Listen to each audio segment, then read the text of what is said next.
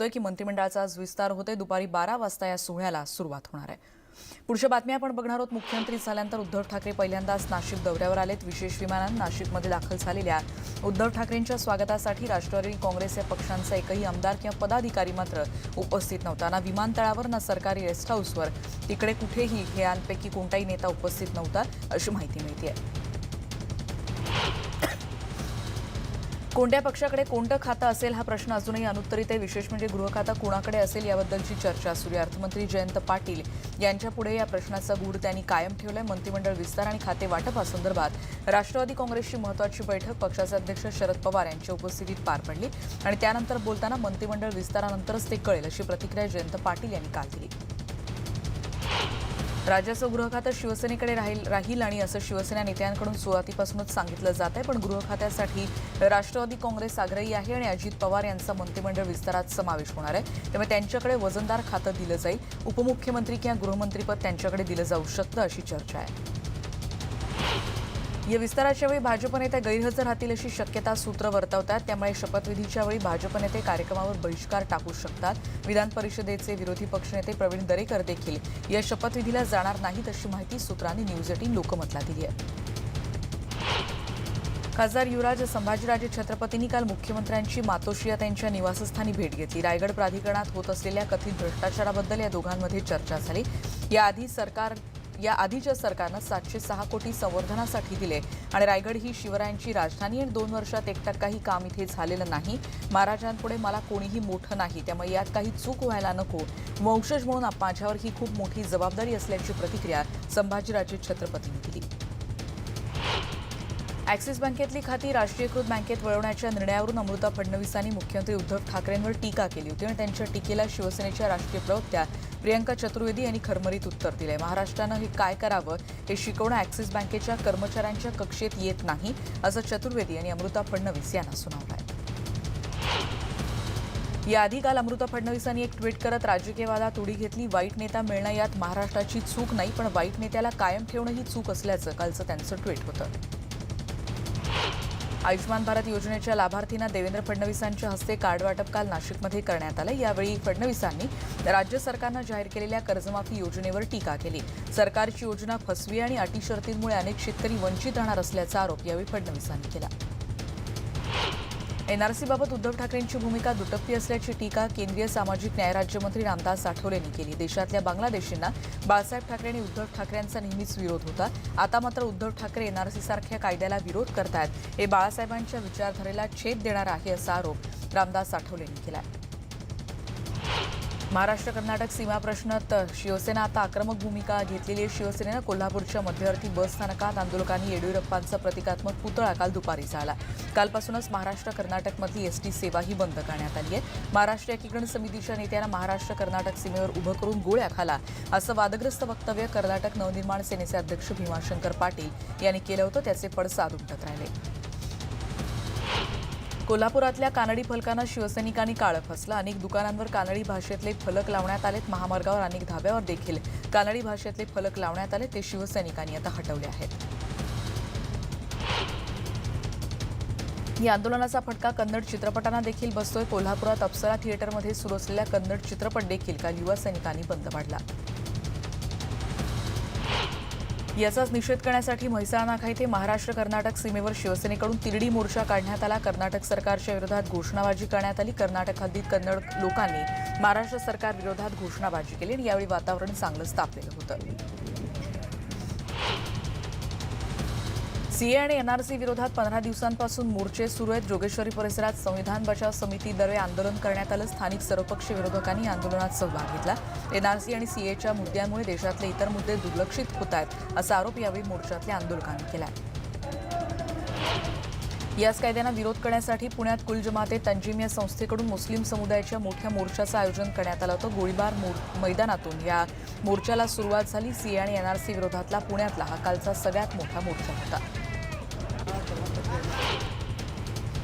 कोरेगाव भीमामध्ये 1 जानेवारीला विजयस्तंभावर होणाऱ्या शौर्य दिनानिमित्तानं पोलिसांकडून चोख बंदोबस्त ठेवण्यात आला. सकाळपासूनच लोणीकंद, पेरणे फाटा, कोरेगाव भीमा, सणसवाडी या सगळ्या परिसरात श्वान पथकाच्या माध्यमातून पोलिसांनी काल पाहणी केली.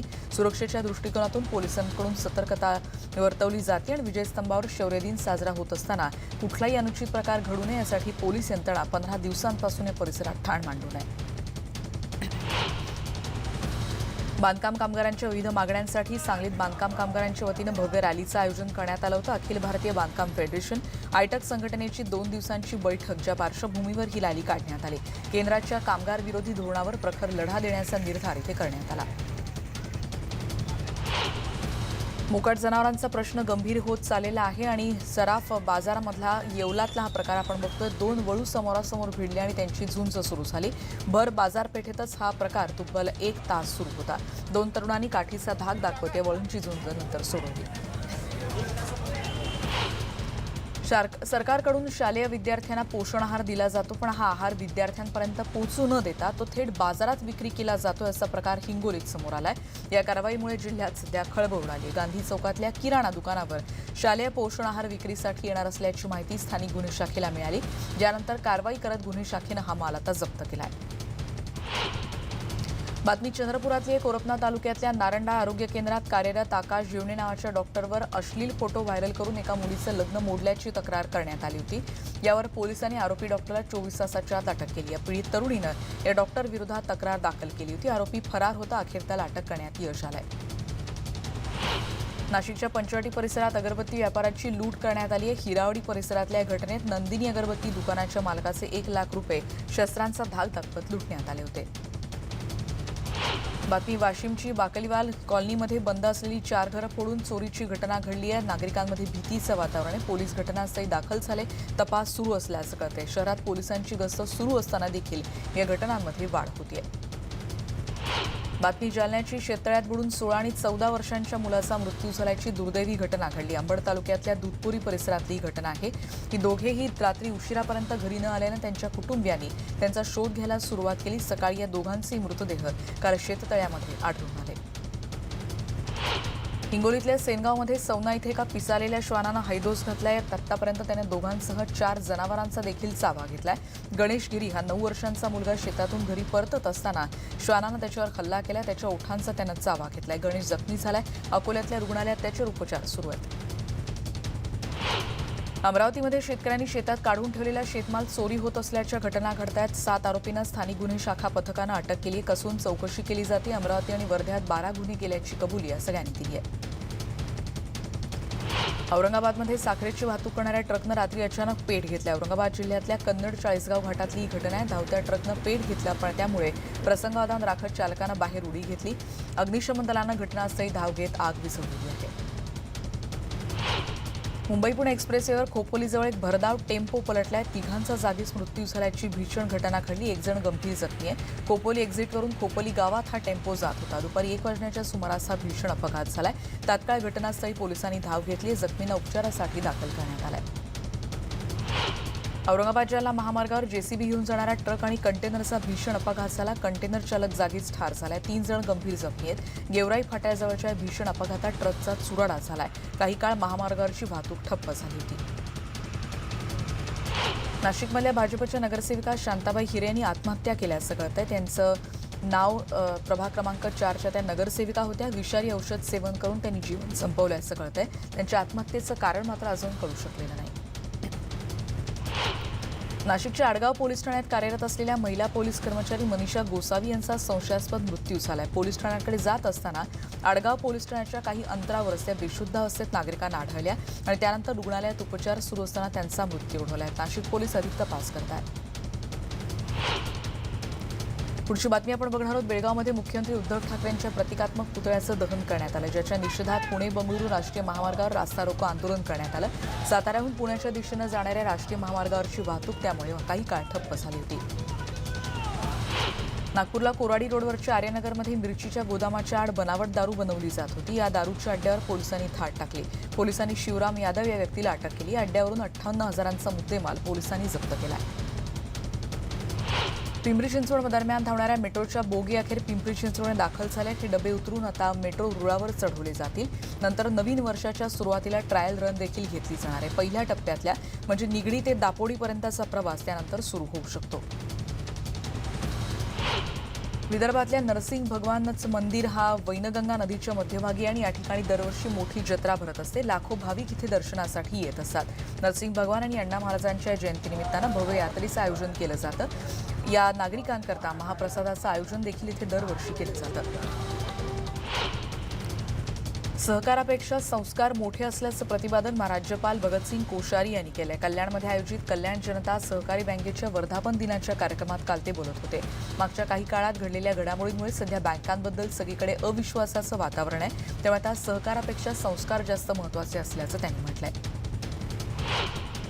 डोंबिवलीत प्रथमच 10 रुपयात शाकाहारी थाळी सुरू करण्यात आली. ज्येष्ठ शिवसैनिक पद्माकर गायकर यांच्या वतीनं शाकाहारी थाळी सुरू करण्यात आली. कोणतंही सरकारी अनुदान न घेता स्वखर्चानं त्यांनी हा उपक्रम सुरू केला आहे, ज्याचं उद्घाटन खासदार डॉक्टर श्रीकांत शिंदे यांच्या हस्ते काल करण्यात आलं. कोपरपूल बनवण्यासाठी पैसे कोण देणार असा वाद निर्माण झालाय. त्यामुळे कोपरपुलाचं काम रखडू शकतं. याच गोष्टीवरून मनसे आमदारांनी रेल्वे आणि केडीएमसीला सज्जड दम दिलाय. घोळ मिटवा, जनता त्रासलेली, आम्हाला रस्त्यावर उतरायला भाग पाडू नका असा इशारा त्यांनी यातून दिलाय. अर्थात एनपीआर यासारख्या मुद्द्यांवर प्रबोधनात्मक आणि सकारात्मक चर्चा होण्याची आवश्यकता आहे असं उपराष्ट्रपती व्यंकय्या नायडू यांनी म्हटलंय. या निदर्शनांमध्ये हिंसाचाराला स्थान नाही यावर त्यांनी भर दिलाय. पश्चिम बंगालच्या मुख्यमंत्री ममता बॅनर्जी यांनी राष्ट्रवादी काँग्रेस पक्षाचे अध्यक्ष शरद पवारांना पत्र लिहिले. देशात निर्माण झालेल्या गंभीर परिस्थितीमुळे सर्व नेत्यांनी एकत्र यावं असं आवाहन यात करण्यात आलं. नागरिकत्व सुधारणा कायद्याच्या मुद्द्यावर विरोधी पक्षांची एक बैठक आयोजित करण्याची सूचनाही त्यांनी यात केली आहे. झारखंडमध्ये रविवारी हेमंत सोरेन यांनी काल मुख्यमंत्रीपदाची शपथ घेतली. रांचीतल्या मोराबादी मैदानात राज्यपाल द्रौपदी मुर्मू यांनी पद आणि गोपनीयतेची त्यांना शपथ दिली. सोरेन यांच्या व्यतिरिक्त काँग्रेस आणि आरजेडीच्या आमदारांनी देखील काल मंत्रिपदाची शपथ घेतली. झारखंडमध्ये काल जेएम आणि काँग्रेस आरजेडी महाआघाडी सरकारचे मुख्यमंत्री बनले. हेमंत सोरेन या राज्याचे 11वे मुख्यमंत्री आहेत. केंद्रीय राखीव पोलीस दलातले अधिकारी आणि जवानांना कुटुंबासोबत अधिक वेळ घालवता यावा यासाठी 100 दिवसांची सुट्टी देण्याची योजना तयार केली जाते अशी माहिती केंद्रीय गृहमंत्री अमित शहा यांनी दिली आहे. सीआरपीएफ मुख्यालयाच्या नव्या इमारतीचं भूमिपूजन त्यांच्या हस्ते करण्यात आलं. यावेळी ते बोलत होते. जम्मू काश्मीरमध्ये केरी क्षेत्रात रविवारी संध्याकाळी आयडी सापडला आणि त्यामध्ये तज्ज्ञांच्या मदतीनं तो निकामी करण्यात आला. लष्कराच्या प्रवक्त्यानं दिलेल्या माहितीनुसार सैन्याची गस्त सुरू असताना हा शक्तिशाली बॉम्ब त्यांना आढळलाय. काल संध्याकाळी 4च्या सुमारास हा बॉम्ब सैनिकांना आढळला आणि लगेचच हा परिसर निकामी करण्यात आला आणि आयडी देखील निकामी करण्यात आला असं कळतंय. जागतिक स्तरावर मंदीचे ढग गडद होत आहेत. भारतासाठी हे आशादायी चित्र आपण बघतोय की 2026 पर्यंत भारतीय अर्थव्यवस्था 4थ्या स्थानावर असेल असा अंदाज ब्रिटन स्थित centre for economics and business research या संस्थेनं वर्तवला आहे. संस्थेनं प्रसिद्ध केलेल्या अहवालात भारतीय अर्थव्यवस्था $5 ट्रिलियन पर्यंत पोहोचेल असं म्हणण्यात आलंय. नवी दिल्लीसह उत्तरेत थंडीची लाट कायम आहे. रेकॉर्ड ब्रेक थंडी आहे. राजधानीत पारा 2.5 डिग्री सेल्सिअसवर पोहोचला. अनेक भागामध्ये दाट धुकंच पाहायला मिळतंय. जगभरातले पर्यटक येत असतात आणि नवीन वर्षाच्या स्वागतासाठी पर्यटक यंदा गोव्याकडे फिरकले नसल्याचं चित्र दिसतंय. शॅकचे मालक त्याचबरोबर गोवा ट्रॅव्हल अँड टुरिझम असोसिएशनने पर्यटकांची घसरण ही 50% जास्त असल्याचं म्हटलंय. यशस्वी महिला उद्योजकाची यशोगाथा अर्थात कृष्णा डायग्नोस्टिक्सच्या पल्लवी जैन यांना पॉवर मून पुरस्कार प्रदान करण्यात आलाय. इफ्को कंपनीच्या पहिल्या महिला संचालक साधना यांच्या हस्ते या पुरस्काराचं वितरण करण्यात आलं. मेक्सिकोमधल्या प्राणी संग्रहालयात एका जिराफानं पिल्लाला जन्म दिला. एखाद्या मोठ्या माणसा एवढ्या उंचीचं हे पिल्लू सध्या प्राणी संग्रहालयाचं आकर्षण ठरत आहे. रिओ दी जानेरो येथे समुद्र देवतेचा उत्सव साजरा केला जातो आणि या समुद्र देवतेचा सन्मान करण्यासाठी गाणी, नृत्य आणि संगीताच्या साथीनं नवीन वर्षाच्या स्वागतासाठी या उत्सवाचं आयोजन केलं जातं. पांढऱ्या रंगाचे कपडे यासाठी परिधान केले जातात. नागरिकत्व सुधारणा कायद्याविरोधात आंदोलनं सुरू आहेत, ज्यात सार्वजनिक मालमत्तांचं नुकसान होतंय. उत्तर प्रदेशात मुझफ्फरनगरमध्ये मुस्लिम बांधवांनी 6 लाखांचा धनादेश जिल्हा प्रशासनाकडे सुपूर्द केलाय. ज्यावर गौहर खान हिनं एक उत्तर प्रदेश सरकारवर टीका केली आहे. झालेल्या नुकसानाची भरपाई घेतली, पण हिंसाचारात प्राण गमावलेल्यांचं काय अशा आशयाचं ट्विट तिनं केल्याचं कळतंय. कुशल पंजाबीच्या आत्महत्येनंतर त्याचा जवळचा मित्र रोहित रॉय यानं सोशल मीडियावर पोस्ट लिहून कुशलची माफी मागितली. तुझ्या दिलखुलास हास्यामागे एक अस्वस्थ मन असेल असा विचारही कुणाच्या डोक्यात आला नसता. जेव्हा तुला आमची सगळ्यात जास्त गरज होती तेव्हा आम्ही तुझ्यासोबत नव्हतो. त्यासाठी मनापासून माफी मागतो अशा पद्धतीनं त्यानं हे पत्र लिहिलंय.